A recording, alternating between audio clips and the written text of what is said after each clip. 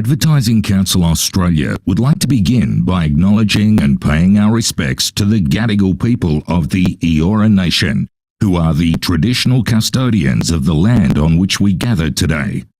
Advertising Council Australia would like to acknowledge their culture of storytelling through art, dance and music, and we pay respect to the elders past, present and future on other lands throughout all communities who might be participating today.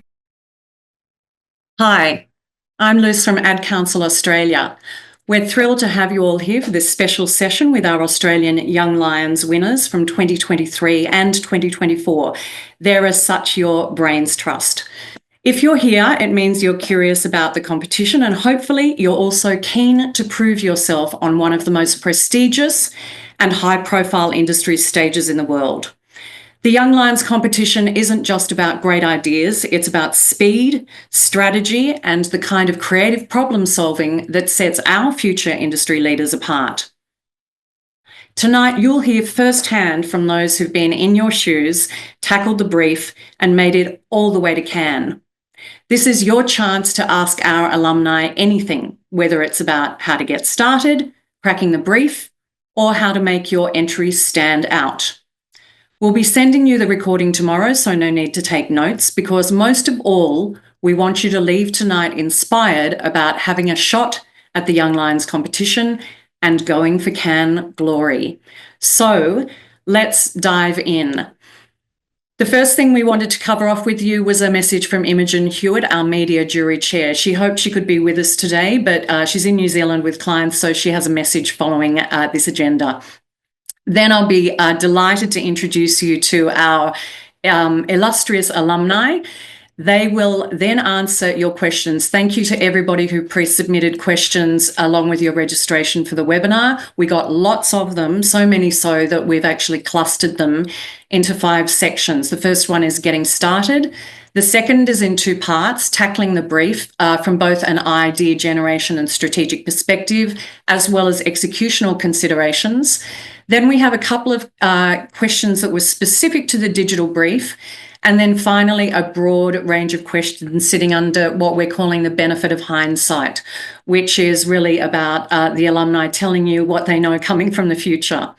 Please add your questions. We tried to capture all of them up until this morning, but we've had a lot of late registration. So please add any further questions into the Q&A during the course of this session. We are recording it, as you can probably see, and we will have that recording to you tomorrow, as I mentioned, so no need to take those notes. We'll wrap up the session, hopefully just before 6:15, with final thoughts from our alumni. And then we'll just cover off some key dates, resources, and support for you from ACA. So let's hear from Imogen. Hello everybody and welcome to the Young Lions Masterclass. Thank you for having me. My name is Imogen Hewitt, for those of you that I have not had the opportunity to meet. And I have the huge honour and privilege of being the chair of the media jury for the Young Lions competition for Australia this year. It's a role I take really seriously, and there are a few reasons for that. The first of which is that I've had the enormous privilege of judging in Cannes on a couple of occasions and attending the festival a few times over the course of the last 20 or so years. And I can tell you with hand on heart that it is one of the most extraordinary experiences, a game changer for your career, if I could be so bold. You come out of that experience having seen some of the best work in the world, having surrounded yourself with some of the smartest and most progressive and interesting people in our industry, and you come back ready and willing to do some of the best work of your career, inspired, elated, if a little bit tired and maybe not so keen on any rosé for a while. But that aside, I wanted to let you know some of the things that we're going to be looking for in terms of the jury this year. We're going to be looking for the sort of work that really showcases the difference that media thinking can bring to the table. We as an industry are absolutely full of amazing talent. There are some brilliant people out there. I'm sure there are many brilliant people on this call or in the room this evening.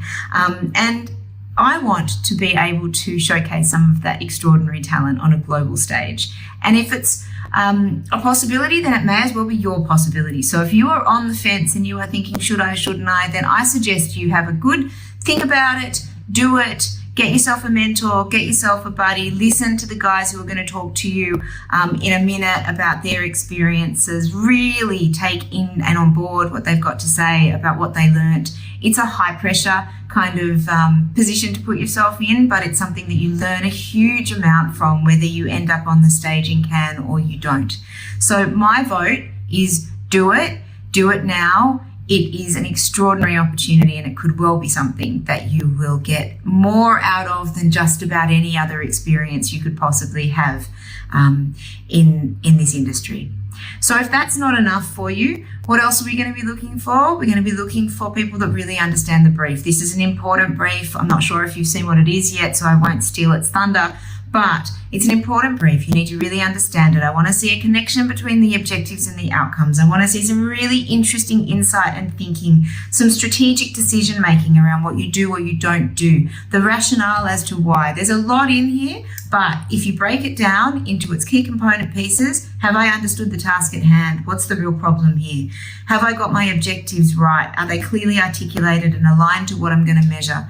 Have I got a really good idea that's grounded in humanity, that's grounded in what people need, that's grounded in insight and strategic thinking? Have I worked out some interesting, arresting, different and effective ways to execute that through media? That should be enough, I hope, to get you excited. There is no reason in the world not to do it. If you already made it this far, then you are most of the way into sending your entry in. Get it done, do the work. Good luck. I really hope I get to see you soon. Great. Thank you, Imogen, in absentia. So to our illustrious, as I said, our illustrious alumni, I'm delighted to introduce you to, and hopefully they're all joining us now in the gallery. Firstly, Jordan Ellis, who was the winner with his teammate last year for the film competition. Jordan's going to cover off your getting started questions, as we're calling it. Ryan Hancock, welcome, who won the media competition with his partner last year, and he's going to cover off the brief, tackling the brief, and specifically this area in terms of the idea. Krishma Sood is then joining us as the marketing winner from 2024, and she'll be focusing on some of the executional considerations you've been asking about still attached to the brief and tackling it. Then we have Jake, and not surprisingly, as digital winner, who's going to cover off those questions that were specific to the digital brief. And finally, but by no means least of all, Bella Hayes, who won the PR competition in 2023. That's because a PR competition wasn't run last year. So Bella has very kindly joined the alumni team to ensure that we've got representation for PR this year. And she, along with the rest of the group, will be looking at the benefit of hindsight that they all now have. So with that in mind, Jordan, I might just jump to you. These are your questions. These are some of the questions that we got. And I'm going to hand over now to Jordan to take you through this section. Sweet. Thanks, Lucia. Hi, guys. So some of these questions for me are quite broad, actually. So take it with a bit of grain of salt, because I'm obviously approaching it from the film perspective, and some of the other guys will jump in at points, I'm sure. But the first one there, how do you go about selecting the category you entered? The short answer here is we just picked the easiest one, or the one we thought was going to be the easiest. I think I tried to do the digi or the marketing one the year prior, and there's like a 2,000-word essay you had to write, so I wasn't too keen on doing that again. And it's obviously just like things, whatever you're more comfortable with. So Mads, who I was working with, she was pretty comfortable on the tools with regard to like filming and stuff like that. So it was kind of a no-brainer for us. We got 48 hours. We didn't have to do a stand-up presentation about the idea. Just had to do a nice little short, sharp insight idea, and then create the film, which, like I said, Mads is pretty comfortable with. So it felt like the easiest category for us. I think there's no shame in taking the easy road, especially in something like this. Advice for someone with no prior experience in competitions who want to participate. Yeah, I thought this question was a little bit interesting, because I don't think it really matters too much. So, like, I guess to be eligible for this, you have to be working in the industry. So it's kind of just, doing what you do day to day, except probably at night after work. But, this is advertising, so you're probably doing your day job at night anyway. So I will say maybe in terms of competition, it probably does skew more towards having like a nice solid insight idea and not being too focused on like, maybe I'm hopefully not overstepping here, but like not being too sensitive about what like the potential client might think. It is sort of an award thing, so you can push it creatively a bit more. That's probably the only consideration there. I think, if you don't mind, I might just jump in and tag on that. One thing really quickly I would add is just don't try and reinvent the wheel. There's formulas out there for how these things should exist, and Jordan touched on a little bit there, insight, idea, execution. And there's some other little tricks, but yeah, reach out to people that have done this stuff before and see if you can get your hands on their decks, because there is a little bit of a formula to this stuff. Yeah. And I think, on that's a good point. The judging criteria at the back of the brief you'll probably get is probably a good place to start, like where you should put most of your effort and stuff like that. Most of it being with the insight and idea, and then the final part being the actual production of your idea. Again, this is another interesting one. How can I engage with Young Lions in an ad agency account service role? So I guess if you're in an ad agency, maybe the most logical categories are probably the ones that are around a bit more often. So probably the dig-in, maybe the film category. But I mean, if you've got a media background or a PR background, and if you're more comfortable with those categories, that'd probably be your best bet. But I mean, if you want to try film, just go for film. Like I said, like in the grand scheme of things, film probably feels a bit intimidating, but there's not a whole bunch more work to do. I think in a lot of ways, it's kind of probably less work to do with the film. And then, how did you choose the right person as a team member? So, me and Mads don't work together often. Both our creative partners were too old, so we were kind of forced to partner together. But yeah, maybe one of the media or PR guys might have a good way to talk about this. So, because we're from a traditional agency, so it's like we work in teams all the time.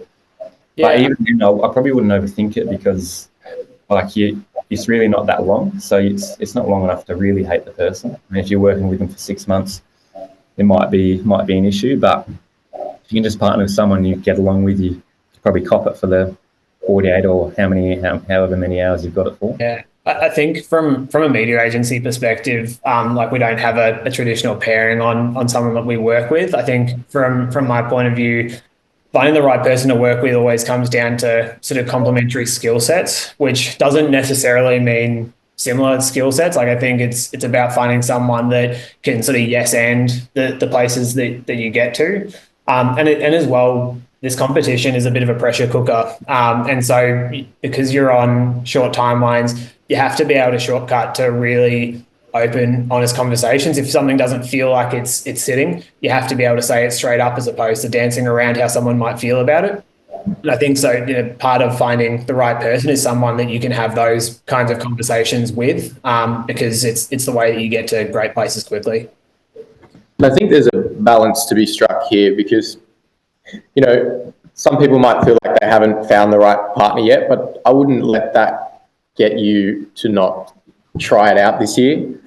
And you might surprise yourself as well, because that person might step up. And I think that, any experience you can get of how these award competitions go, and any kind of hidden insights that you can develop along the way, will only better arm you for the next competition that comes around. Oh, sweet. This next one there, what was last year's brief? So I think the comps changed a fair bit. So the one that's probably most relevant would be the second round for us, which was we had 48 hours, all the other teams had 24, and that was for Shoreline. That was a First Nations youth education and employment charity.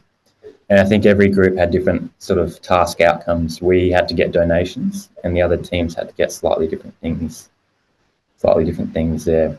I mean, I don't know what else to add to that question. I'd imagine it'd be, Imogen kind of touched on it, but it sounds like it might be another charity sort of kind of thing. But I think as well, like a big difference that might exist from last year's to this year's is last year was obviously sponsored by TikTok, which meant that the work requested from us to create a TikTok first campaign So that really, I guess, affected the way we thought about the solution, which maybe leads into the second question a little bit, because when we think about themes that set entries apart from, set entries apart last year, I went back and had a bit of a look at some of the work I did in every single phase of the competition. And one theme I noticed that was showing up quite clearly in the work that we submitted was this idea around passions and really understanding the channel of TikTok. And it's hard advice to pass on to this year because we don't know what the brief is going to be. But I guess the advice you can take from that is that the brief might set the themes a little bit, and you should really take time to digest the brief and identify what the key points are asking from you, and understand the audience or the channel that you're showing up in, and really connect to something that, connect to an idea or a concept that is intrinsically linked to the channel or the audience or something like that, to set your theme and set the parameters of your thinking. Yeah, that's a good point, actually, because both our videos were essentially TikTok videos. They kind of went into the platform and were styled that way. The supers were kind of imperfect in that kind of TikTok way. So the nature of the brief itself actually changed the whole way we approached producing the film. So that's a good point. Third last one there, how did you prepare for the brief? Resources and mental preparation. I'd probably say we did close to zero prep. In terms of work, we tried to just clear a lot of off our plate. We spoke to the traffic managers here and just tried to move some work out of the way if we could. I was pretty sweet there. I think Mads had a project she was working on at the time. But mental prep, I don't know. We did chat beforehand. We were sort of like, we've got 48 hours to make this film. We looked at, we knew roughly sort of the judging criteria, and we were like, okay, first day one will be insight idea, and we just won't even stress about the production of the thing. So we'll just really nail a nice, tight, simple insight that we're happy with, and then day two will be production. Just so the stress of, because especially our other teams, they've got the presentations as well, and they probably want to prep for that. Like, just not letting the stress of the separate events of the brief bleeding into each other. So have one real thinking period, one kind of production period, and then another period of actually kind of rehearsing, if you're in those categories, or like we were doing, actually editing and crafting the film. That's sort of the only planning or preparation I can think of. Jordan, I might build, because our team was probably the opposite, and we're quintessential overthinkers and overplanners. So I might give a counter perspective.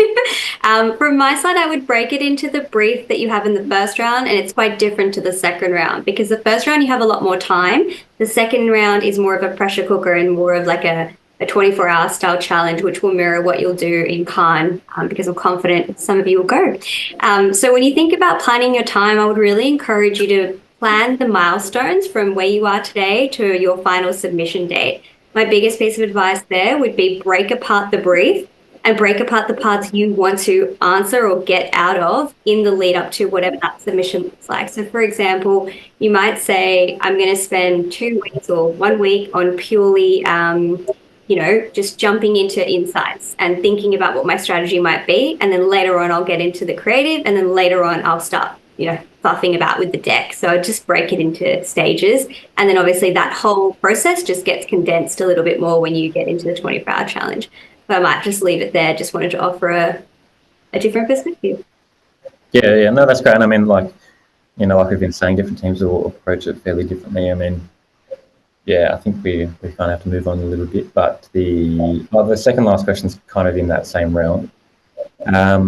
Regards to imposter syndrome, it almost all happens too quickly before you can really feel it. I suppose it's quite intense. I always try and look at imposter syndrome as a bit of a weapon that you can use. Like when you start from a position of not being ready for something or not deserving to be there, you kind of plan for the worst case scenario, and you can tend to over prepare, which actually puts you ahead of people that might have a little bit more confidence. Like as someone with imposter syndrome in the past, like I think just lean into it and turn it into a strength, becomes something that can set you apart from the rest as well. Yeah, I think imposter syndrome is something if you deal with it, it never really goes away. The way to fight it is to just find a counterbalance to it, which is just, to Ryan's point, over preparing, or just making as many decisions and owning them as you can, to the point where it builds confidence around that, and you just find that opposing energy. Great. Thanks for that. Shall we move on? Happy to move on to the next section? Yeah, I think we've got Ryan next. Yeah.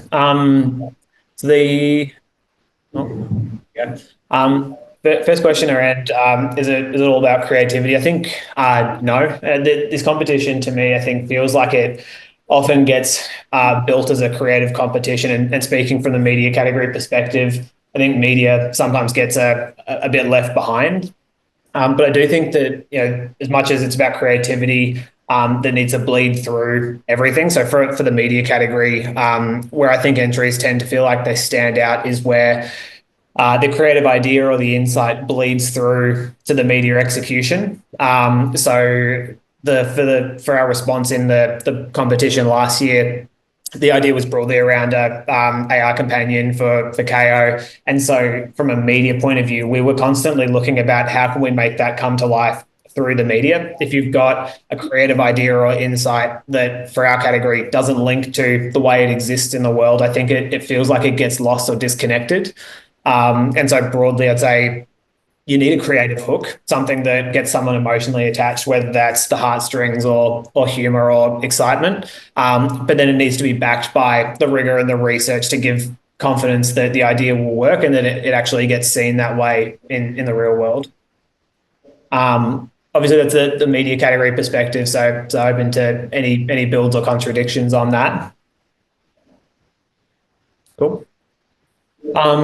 Brainstorming tips for you and your teammate. I'd probably break this down into 4 that I'll whistle stop through. In the lead up to the brief, read lots of things about lots of things. You don't know what the brief's going to be, and by the time you see it, you're not going to have a huge amount of time to go away and find all of the relevant things. So I think reading a lot of things, watching a lot of things, that as the brief comes through, you'll find inspiration sort of comes to you. And going in with a wide net, I think, tends to help to capture those things quickly. If I look back at the ideas that I've submitted for these competitions in the past, a lot of them have come from interesting papers or tidbits that I've read or watched over the years, and those become things that fuel the ideas.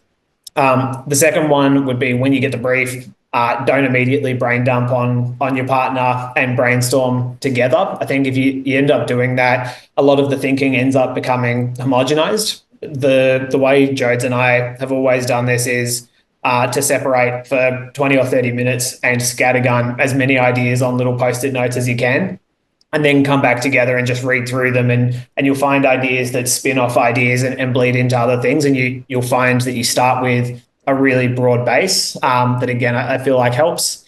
The third one, shortlisting ideas. So from your post-it notes, the ones that you want to sort of break down and speak about in more detail, write down why you love them in a sort of 4-day brief. And certainly for the teams that go to Cannes in a 24-hour turnaround, you're going to get to a point where you hate it, and whether that's 20 hours in or 23 hours in or whatever else. If you write down why you love the ideas, go back to them, and it'll sort of reinvigorate you to get through the final stages of the competition. And then lastly, get used to killing good ideas. If you start with a base, as you do more research and things start to get written down and finessed onto pieces of paper, you might find that the initial view of the idea or the execution doesn't fit. Don't try and pigeonhole it. Allow it to evolve over time. What themes set entries apart from the rest? And I think it's really dependent on the brief that comes through. The themes to Jake and Jordan's points earlier became skewed around the brief being crafted in how do you make something like TikTok stand out. But I think any idea that gets someone emotionally involved are the ones that'll end up standing out. Like I always think about what the conversation in the judging room will be, and we try and position ideas as being the one that's remembered as the X idea. So, if it was a AI companion, it's the AI idea, it's the French fries idea, or whatever else, just something that becomes common vernacular that sits in the back of judges' heads, I think helps it to feel a little bit more sticky. But beyond that, I think the themes are the ones that become really brief dependent. So definitely keen for everyone else's take on that. I think just to add an example to that, two of the briefs we submitted last year, one was for an airline company, one was for a charity. Both of our big ideas presented as things that weren't even connected to those spaces, to speak to Ryan's point around like an emotional hook. One was tapping into the beauty culture, and one was tapping into fishing and these passions that people have. So immediately you think you're pulled into this idea that's in this other world, and then you kind of hide the pill in the dog food, as they say. Yeah. I think there's something to be said about rushing into like the kind of production of the work as well. Because last year at the actual night itself, me and Mads were chatting to one of the judges, and he sort of said that our insights were quite different to the rest of the groups, and he was sort of saying that might be a symptom of kind of just rushing into, in the film category sense, rushing into production. Because you look at the briefs we had, they were quite like thematically strong, airlines and First Nations, employment and education. People are probably drawn to a certain kind of buckets of ideas and probably just got stuck there and didn't explore unique insights. He even kind of said that, our actual execution was kind of, it was good, but the insight was kind of the main advantage we had. So just not rushing into the actually building the thing. Yeah, great build. What do you think is the most important part of the brief to nail? Might be controversial take, but from our categories perspective in media, I'd say measurement. Imogen certainly talked about it in linking the idea to outcomes. There was a quote someone gave me that I constantly come back to, which is ensnare the heart, arm the head. You need an idea that stands out and get someone emotionally attached, but you need to back it up by the rigor and make it feel safe, make it feel like something that could actually be executed. If you had to add weight to it, what would you say holds the most importance when considering the brief, trusting your gut or research? I think to an extent you have to be able to trust your gut on taking you in the right direction on the outset. When you've got such a short space of time to crack it, you need to do some of the initial ideation based on your gut feel from the brief, and then go away and back that up with research. So obviously there's more than one way to sort of skin a cat, but if you go and do top-down research, you might find yourself running out of time to actually execute on it. And so what we found to work is take some of your initial ideas or territories and then just stress test them really quickly with some of the research to either prove or disprove it, and you move on or move along. So I think that's like the research has to be there, but I think trusting your gut helps you to get to good places quickly. The judging criteria, what do you think is the most important criteria? I mean, it's weighted in the rubric. So I think you have to be able to go back and look at that. It'll tell you what the judges are looking for. And I think a lot of judges will have that in front of them as they're going through and reviewing and marking. So making sure that you're sort of ticking the boxes and making it easy to get a good mark. But the other thing is, at the end of the day, this competition is about who's the right person to go over and represent Australia on the global stage. And so if you think about, the Khan caliber thinking, the global ideas, that they don't tend to be small. And so I'd look at how can you take an idea and blow it out to something big, blow it out to something that feels unique and game-changing, but achievable. For the 2022 competition, my partner and I shortlisted and got the silver in Australia. And the feedback we got from the judges was that it was a great local activation, but it felt too small. And so for 2024, we really took that feedback on board, and where it was a local brief, we blew it out to a big global idea that made it really easy to say this will deliver on the outcomes that you're looking for. So I think looking at the criteria, but Khan caliber thinking always feels big. And then the last one, viability versus creative ambition. I don't think you can have one without the other. For the media category, I can only talk about that. But if measurement's one of the most important pieces, you need to be able to go in and show that for the budget that you're given or for the partners that you've got, whatever you recommend feels like something that could actually come to life. Like the MFA slogan on "We are the changes," I think really resonates here for me, which is we're an industry that has access to some of the biggest brands in the world, and we can do things for good with them. But if we try and stretch that too far to where it feels unrealistic, I think we kind of do ourselves a disservice, and it falls into the creative ideas for creativity's sake. So I think making sure that viability and making the idea realistic is absolutely critical. Great. And thank you, Ryan. Are you fine for us to move on with Krishma? Absolutely. Thank you.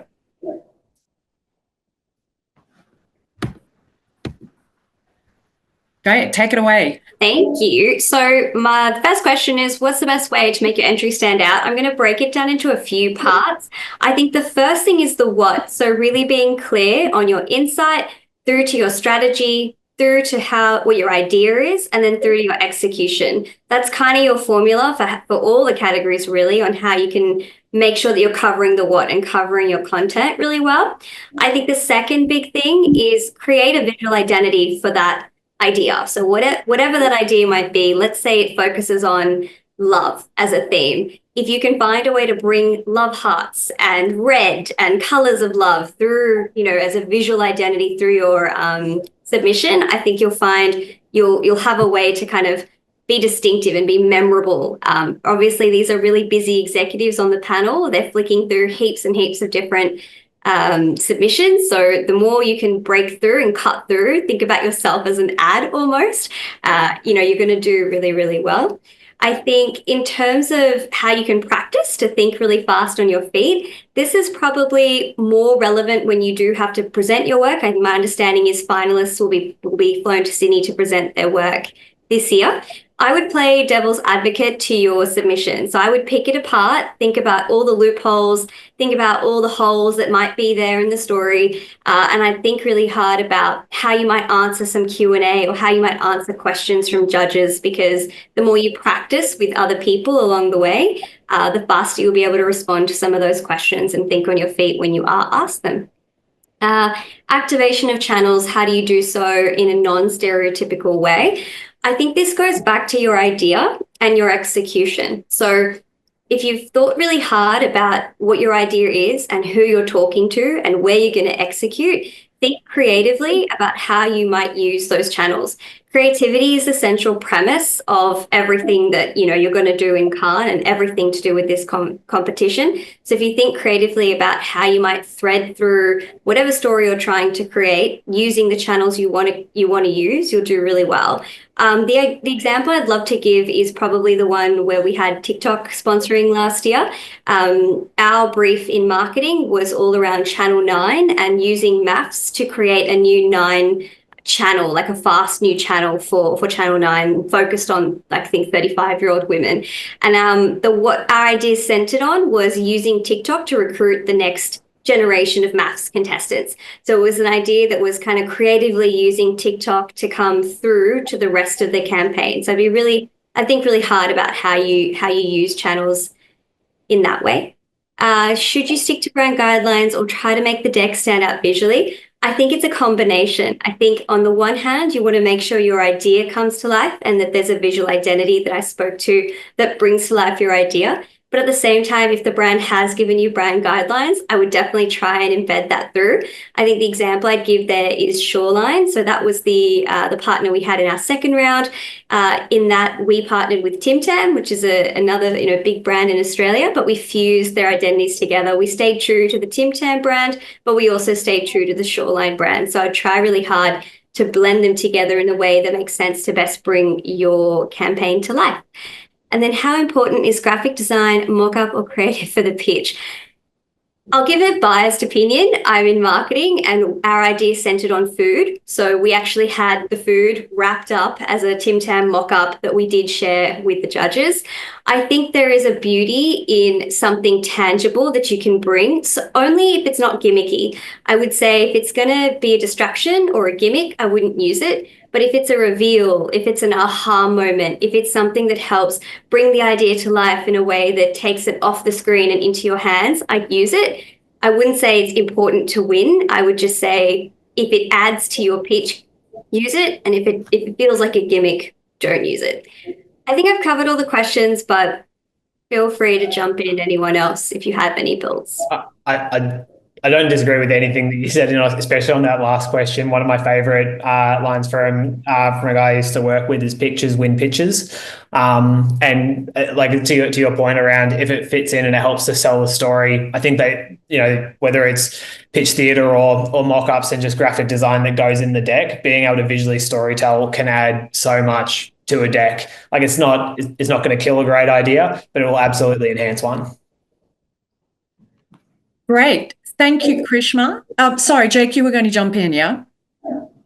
No. Oh, no. I'll jump into the next slide. Okay, right, good. Okay, well, we're in the interest of time. I think there are only a couple for you, which is great. And maybe Bella, we might need to pick off the top 2 or 3 that we want to focus on, given time. And obviously, anyone who has to duck out at 6:15 on the dot will get the recording. So thanks. Take it away, Jake. Great. I'll try to move quickly through these questions. But for the first question, we've got what is a distinctive and true unspoken thing that judges look for in the digital category? Something to read between the lines on. I want to try and make 2 points here. But, it's, digital category is touted as like the big one that everyone's trying to crack like this big idea on. But I just encourage you not to get lost in that because judges aren't just looking for a good idea. And if anything, lots of good ideas can get buried in bad idea thinking. So if you haven't given it the time to set up the idea and make every single one of your pages have purpose and bring the judges along the journey with you, then there's a chance that your idea might get lost in the detail. So a bit of advice I have for, making sure that every single page has purpose would be like, once you have your idea or ideas mapped out over the 10 pages that you have towards the end of the process, I'd pull out the brief and start to use it as a checklist and literally highlight the key points and then start to use those key points to inform how you write the idea or how you communicate the idea visually, because I think that's really important to make sure that your idea isn't just there because it's a really great idea, but it's there because it's actually the right answer to the brief. And it's, if anything, the idea should just feel like it already existed. It's inevitable that this idea is going to come to life because it is the right idea for the brief that you have been given. So that's point 1. And I think maybe the other point that I'll rattle off as well is maybe harking back to, I guess, a little bit around this buyability versus creative ambition. I would just say that, don't let the cost or the budget get in the way of your thinking, especially initially when you're kind of trying to bring it to life. You can always pull it back within reason. But yeah, there's definitely wiggle room in the sense of breaking some rules. When you see a budget that says 0 or a budget that says only 500K, I would just say don't let that tie you down and change the way you think about the idea because, there's always little wiggle rooms and little hacks to kind of say that you'll find money through partnerships and things like this. So just, take that lightly and make sure, I guess what the energy that's in this is that this is going to be the only very few times in your life where you are going to have complete control over the idea and 10 people aren't going to come in and try and change it or tell you how it should be. And so, make sure it's the best version of your idea that it possibly can be. So second question, how important is narrative in bringing the idea to life in the digital category? I would say it's almost the most important thing. I feel like it's almost like that marking criteria that's hidden beneath all of those percentages you might get in the brief. It's hidden beneath all of it because as people that are selling creative ideas, it's kind of our responsibility to translate our thoughts and things we're excited about and our creative ideas into story or storylines, because that's the way that people understand just about everything in the world. Stories are kind of at the crux of understanding any idea. So, I guess just the advice off the back of that is when I was leading up to the competition, just digging through the people that do it the best in the world, whether it's, idea boards from different award shows or case studies. These are examples of people, hundreds of people sometimes, that have come into a room and distilled an idea down to its absolute bare essentials to be communicated universally on a global stage. So I think I would do a bit of research around that, because eventually you're going to have to do that by yourself or with your partner. And that kind of answers the third question in terms of resources I would recommend leveraging. So I might pass it on to the next slide if we have time. Right. Yep. And then we might just jump to all of your final thoughts, because I think they're more important than some of the housekeeping that I was going to cover off that we can do in the EDM tomorrow. So let me just bring that one up. So over to you, Bella. Cool. Okay, so I'm just going to pick a few, like you said, Luce. So first one that I will just quickly touch on. So what would you tell yourself if you could go back in time? One of the really important things that I think Millie and I realised is at some point you need to stop asking people for their opinions and their thoughts on your idea, because it can really dilute good ideas. It can also overcomplicate really simple ideas that, they can start throwing 50 different things at you. Oh, what about this? What about this? What about this? So I think, I feel like deep down you sort of know if an insight that you've thought of is clever and it's real and it's something that you can make something really cool from. But I think still keep it simple, because you can, more complicated is not always better necessarily, but definitely make sure that your idea is really linked to the insight, because that's what makes a good idea. Our biggest learning from the competition was that you can win anything. Neither Millie or I had actually really heard about the competition. We literally applied because our boss said, hey, you guys should do this. And then we thought, yeah, okay, why not? Next minute we were on the podium in Cannes. So if you think, I don't know if I'm ready for this, I'm not a creative, I'm in an account management or whatever, you can definitely still get to Cannes. So give it a crack. And number one tip, I think it's just knowing when to put the pen down, as in know once you've got your idea and just lock in.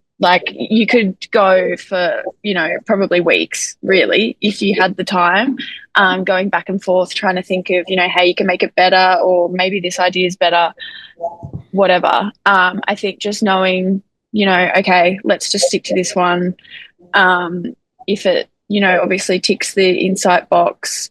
And then again, like the others mentioned, obviously for each round, you will have specific weighting in the brief on what's the most important thing. Definitely always refer to this, because I think our feedback in one of the rounds was something about we didn't give one of the components as much thought as maybe we should have, considering the weighting of what that was. So that's also definitely a really important thing. So that's kind of 5 tips, but read the brief and keep it simple. Can I add one point which I think is really important? When you pick something to lock into, you will go through every emotion. You will doubt yourself. You will think that it's the wrong idea. You will second guess yourself, but lock in, get to the end of it, and you'll be happy with the result. Don't let your brain trick you. Great. Thank you so much, Bella, and thank you, everybody. I'm going to stop sharing now, and if we can just go straight back into getting your final thoughts, because they're here to hear you, not me. So if we can start at the top again, Jordan, for what you think still needs to be said, that'd be fantastic, and we'll work through you all in the same order, if that's okay. Yeah, I think my last little point I already said it before, but I think it's quite important to probably reiterate for the film one in particular. There's just going to be so much pressure to want to start producing straight away, but just give that insight and idea enough time to breathe. I'd almost say the majority of the time should be spent trying to nail that and really refine that. And then if you do that, actually making it and filming it will be quite easy, because you have such a clear vision of what you need to do. I think the most important piece of feedback I'd give or advice is confidence. For people who end up going on to present, confidence in the presentation absolutely is key. But I think confidence in the way that you build the slides, tell the story through those slides. It gets tempting to add more words to over-explain, but confidence in just say what you need to on the slide to get the idea across, be bold with it, really helps things to stand out. And I think as well, for anyone who is on the call but not sure if they're going to enter, just do it. Like, when I first entered the industry, this was sort of the magnum opus for media competitions. And it always felt really, really intimidating for me to enter. And it wasn't until one of my strategy leads said, I don't get a choice, I have to enter. And year one, I got the shortlist. Year two, I got the win. So like it gives you a lot of confidence that there are things that you absolutely can do that you don't know that you can. So if you're sitting on the fence, just pull the trigger and you won't regret it. Awesome. I'll kick off. Oh, no, it's you, Jake. Or is it me? That's right. You go for it and I'll follow. Go for it.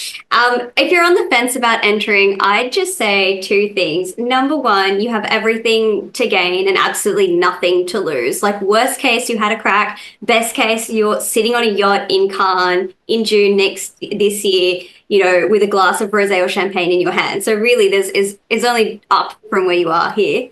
I would say be bold with your ideas. Give it a crack. There's very few times in life where you get your idea and only your idea with no one else picking it apart. So embrace it and have so much fun with it. If I had to go really hard on some marketing advice, I'd just say be really, really sharp in your insight and telling a story of how you got to where you got to. So what was that aha moment? How did it lead to your idea? How did you then execute that? And how does that link back to the outcome that you were asked in your brief? And just keep checking back to that brief and keep poking holes in your own thinking, and you will be absolutely on your way. Go for it, Jake. I think I burnt my really good point actually just before, but I'd probably just reiterate it. Like, when you are going through the process of this time crunch and coming up with an idea, eventually when you lock into that particular idea, as long as you've done the upfront, thinking around, your inside and the background of the brief and all of that, I think you just need to try and ignore the voices in your head that are trying to pull it apart and trying to tell you that it's wrong or that you should have taken, a left when you took a right. I think you need to just get to a point where you block that out and just back yourself and get to the end of the task, which is putting forward hopefully a really great idea that you can own and is really connected to some big idea that you love and you resonated with. So that would be my advice, I guess, for the work. And then, I guess, everyone kind of wants to go to Cannes. It's the big draw card here. It's the biggest event in the world and everyone's really kind of got this allure around it. But honestly, the true win here is the experience and the progression you get in your career is you kind of go through this process. And for anyone who's kind of on the fence about it, like me and a few people in this call and many people I speak to, they very rarely succeed the first time. And every single time, you take a crack at this event, you get a deeper competition, you get a deeper understanding of what needs to be done. And so you can just show up again and again and again and improve your chances of, winning the competition and getting a, work sanctioned holiday, which is also really great.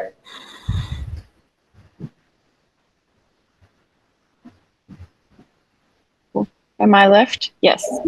Okay, just something really quickly on the PR brief I wanted to touch on. Not necessarily the brief because I haven't seen it, but I think it's just important to remember that the judges know their stuff. So it's a good idea to definitely practice presenting your idea. I know someone else said this before, where you can sort of determine what the curly questions will be, and you'll know exactly how to answer it.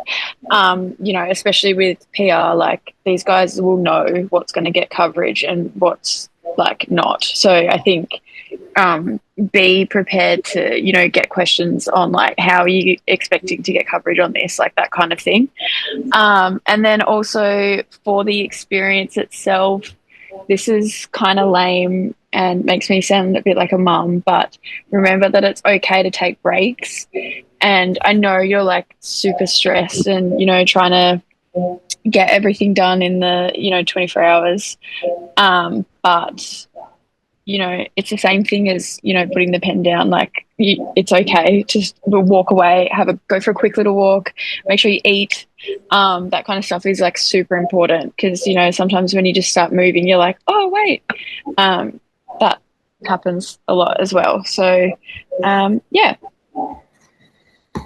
Fantastic. Thank you so much. We're going to wrap it up. We're a few minutes over time, but you've pretty much everyone stayed on. So that's a testament to the quality of the insights. Thank you to our alumni so much for your time. And thank you to everybody who's joined the session today. Good luck to you all. Lots of resources and this recording and a bunch of other things will be in your inbox tomorrow to help you out. Let us know how we can support you and go for it. So thank you once again. Over and out.